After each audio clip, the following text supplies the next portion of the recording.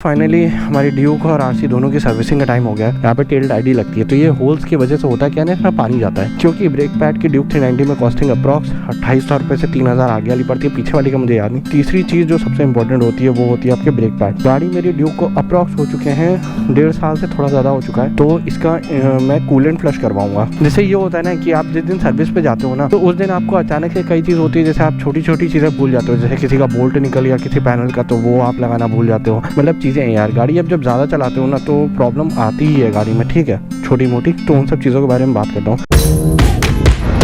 एक चीज़ मैं नोटिस कर रहा हूँ,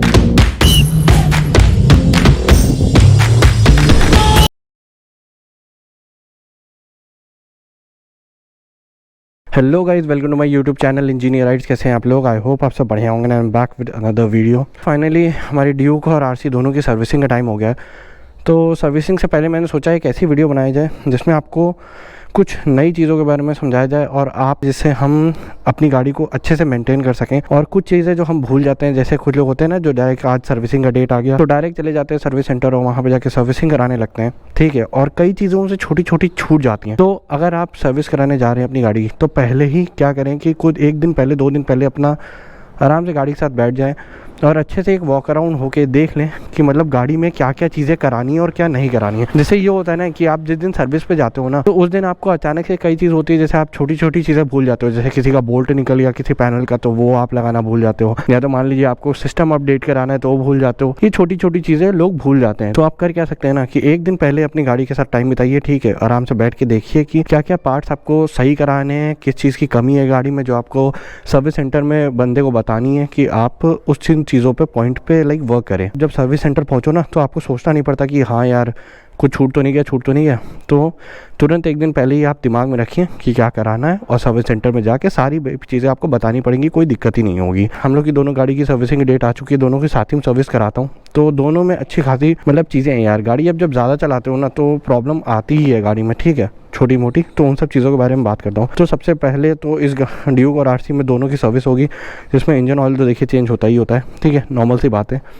तो वो चेंज होगा, जबकि दोनों गाड़ी इतनी नहीं चली है। बस ये हुआ है ना कि जो एक टाइम होता है इंजन ऑयल का 6 महीने का होता है, 6 महीने पूरे हो चुके हैं इंजन ऑयल के, ठीक है। तो अब दोनों के इंजन ऑयल चेंज कराना ही पड़ेगा। ड्रिवन कम है, वो अप्रॉक्स चलिए 2200 के आसपास चलिए, ये चलिए अप्रॉक्स 3000 के आसपास। देखा जाए तो 2000 इसकी बची हो, इसका भी आराम से 2500 बचा हुआ है, लेकिन 6 महीने पूरे हो चुके हैं तो सर्विस करानी पड़ेगी। गाड़ी मेरी ड्यूक को अप्रॉक्स हो चुके हैं 1.5 साल से थोड़ा ज़्यादा हो चुका है, तो इसका मैं कूलेंट फ्लश करवाऊँगा, ओके।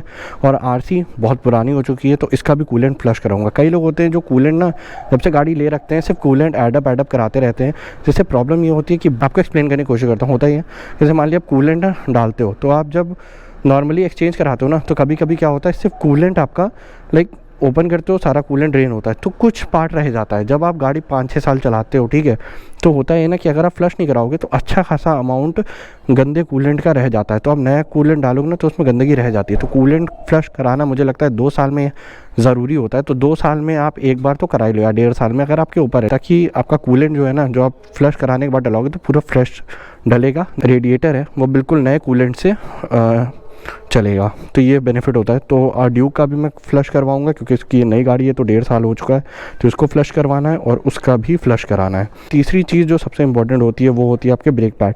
देखिए गाड़ी ब्रेक से चलती है, ठीक है, जो भी कंट्रोलिंग होती है ना वो होती है ब्रेक से। तो सबसे पहले हमको देखना पड़ता है कि ब्रेक पैड हमको चेंज कराने हैं, तो पहले चेक कर लेता हूँ कि ब्रेक पैड कितने बचे हैं कितने नहीं। अब ड्यूक के आगे मैं देख रहा हूँ, आपको नहीं दिखेगा क्योंकि ये बहुत अंदर होता है, बहुत बारीक तरीके से दिख रहा होता है, तो कैमरे में शायद ना दिख पाए, ठीक है। तो इसमें अप्रॉक्स मान के चलिए 10 से 15% का ब्रेक पैड बचा है आगे, और पीछे इसमें देखिए ध्यान से दिख रहा होगा थोड़ा सा बचा है, ये भी 10 to 15%। आपको फोटो लगा के मैं दिखा दूंगा, ठीक है। जो ब्रेक पैड होता है ना उसमें 2 लेयर होती है, एक हार्ड मेटल होता है, उसके ऊपर ब्रेक पैड की लेयरिंग चढ़ी होती है, तो वो जब तक चल रहा होता है तब तक ब्रेक चल रहा होता है। अगर जिसने ब्रेक पैड की वीडियो नहीं देखी वो जाके देख सकता है, मैं आई बटन पर लिंक डाल दूंगा। उसमें मैंने अच्छे से एक्सप्लेन किया कि आप कौन सा ब्रेक पैड अपनी गाड़ी में यूज़ करते हो, क्या नहीं यूज़ कर सकते हो। जैसे इसमें पड़ता है आपका ऑर्गेनिक या सिरेमिक पड़ता है, इसमें सिंटर्ड पड़ता है, तो आपके ऊपर है कि आप अगर चेंज कराना चाहो तो करा सकते हो। ड्यूक के ही मैं ब्रेकिंग चेंज कराऊंगा, लेकिन इस बार मैं ब्रेम्बो के ब्रेक पैड्स नहीं डलवाऊंगा, मैं अदर ब्रांड के डलाऊंगा, वो मैं अभी सस्पेंस रखूँगा, बाद में बताऊँगा आपको कौन से डलवाऊँगा, क्योंकि ब्रेक पैड की ड्यूक 390 में कॉस्टिंग अप्रॉक्स 2800 रुपये से 3000 आगे वाली पड़ती है, पीछे वाली का मुझे याद नहीं। आरसी के अंदर सस्ती पड़ती है, 300-400 रुपये में ब्रेक पैड्स इनके चेंज हो जाते हैं, लेकिन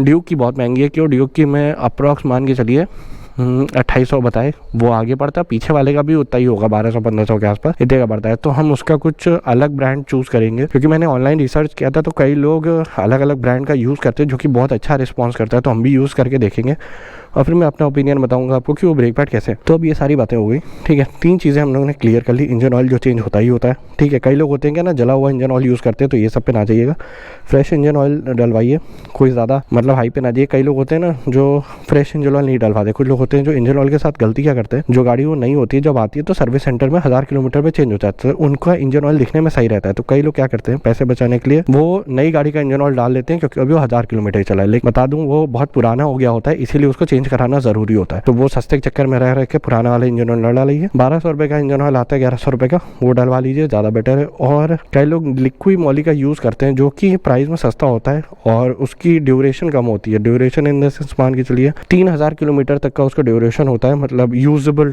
जो किलोमीटर आप रन कर सकते हो, और 3-4 महीने का एक्सपायरी होता है। तो अगर आप कम पैसे हैं आपके पास, हमने इतना महंगा नहीं डला सकते तो वो डला लो, लेकिन बेकार ना डलवाओ। बस ये 3 पॉइंट्स के ऊपर बात कर ली। अब देखा जाए तो आरसी में मेरी बहुत पुरानी हो चुकी है, अप्रॉक्स 2 लाख किलोमीटर से बहुत ज़्यादा ही चल चुकी है, 2.5 लाख चल चुकी है, ठीक है। तो इसमें बहुत कुछ कराना है धीरे धीरे। अभी लाइक उसके पार्ट चेंज हो रहे हैं, कई वीडियो में मैंने ऑलरेडी बता रखा है कि मतलब क्या क्या इसका चेंज कराया है, 2.5 लाख में कितने पैसे लगे हैं, ठीक है। अगर आप स्पेसिफिक वीडियो चाहते हो तो कमेंट कर दिएगा, मैं आपको बना के बता दूंगा कि कितने रुपए आज तक मैंने जब से लिया है इसको खर्च हुए हैं। 2016 से मैंने खरीद के रखी है ये, और 2023 का एंड चल रहा है, 24 आने ही वाला है, दिसंबर न्यू ईयर आने वाला है, तो अप्रॉक्स बहुत ज़्यादा चल चुकी है। तो इसका ऑलमोस्ट सारा पार्ट चेंज, कई पार्ट हो चुका है, बस एलॉय व्हील कुछ चीज़ें बची हुई हैं जो नहीं चेंज हुई हैं, तो ये सब चेंज कराना बाकी है। यही सब बचा हुआ है, मतलब चेंज कराना बाकी क्या है, मतलब कभी ख़राब होगा तो हो जाएगा चेंज। बाकी इसकी किट देखिए ख़राब हो गई, ये हमने ऑर्डर करी थी, 3000 रुपये की किट है टोटल बॉडी किट के।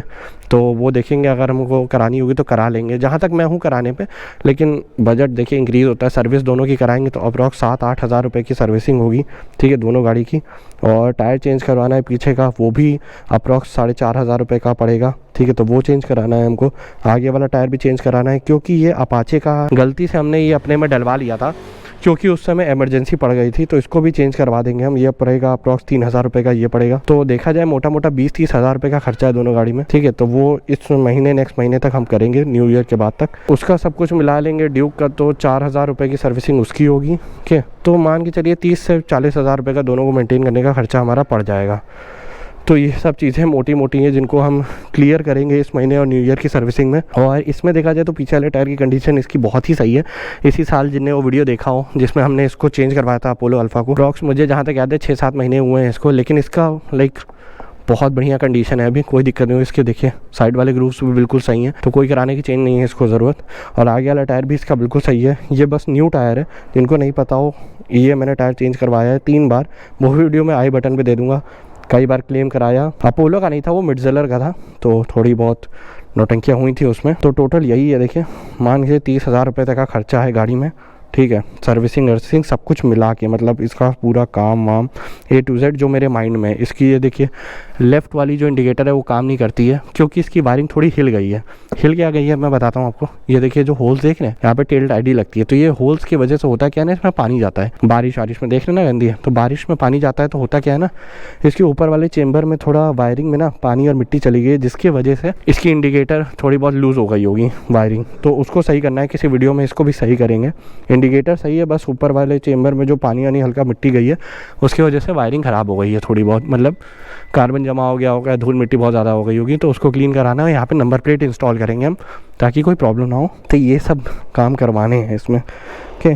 बाकी इसमें पीछे ब्रेक पैड बिल्कुल नए हैं, कोई दिक्कत नहीं, इसमें पूरे हैं, और आगे में भी हैं क्योंकि मैंने उसको चेंज कराया था। बस ये सब करवाना है। तो देखा जाए तो देखने में कम लग रहा है, 2 नॉर्मल बाइक्स हैं 200 सीसी और 400 सीसी, लेकिन अच्छा खासा बजट होता है इनको भी मेंटेन करने का। अगर आप 6-6 महीने पे भी करेंगे ये, तो मैं अब ये दोनों गाड़ी कम चलती हैं, इतना नहीं, क्योंकि 2 अप्रॉक्स 2 अलग अलग टाइम पे चलाते तभी इतना होता है। लेकिन भाई 2 गाड़ी आप रखोगे ना तो दिमाग में बैठा लो कि आराम से मेंटेन करने का खर्चा 20 से 30 हज़ार तक है ही। तो आप जब भी गाड़ी ले रहे हो भाई सोच समझ के लो, अपने बजट को देख के लो, मेंटेन करने के बजट पे देख के लो। तो यही था इस ब्लॉग में गाइज़। तो ये सब चीज़ें मुझे आपको साथ शेयर करनी थी कि यार गाड़ी आप जब भी सर्विसिंग कराएं उससे पहले एक बार वॉक अराउंड कर लो अपनी गाड़ी का, जिसमें आप डिसाइड कर सको कि क्या क्या करवाना है। तो सर्विसिंग में सिर्फ अगर मैं बात करूँ, बाकी हटा दिए, सिर्फ सर्विसिंग में तो अप्रॉक्स मान के चलिए सिर्फ सर्विस कराने में इसका है 2000 रुपये 3000 रुपये का खर्चा है, और इसका भी 2-3 हज़ार रुपये ही खर्चा है। यही था इस ब्लॉग में। आई होप ये वीडियो आपको इन्फॉर्मेटिव और इंटरेस्टिंग लगी हो। मिलते हैं नेक्स्ट ब्लॉग में। Till then bye bye, take care and ride safe.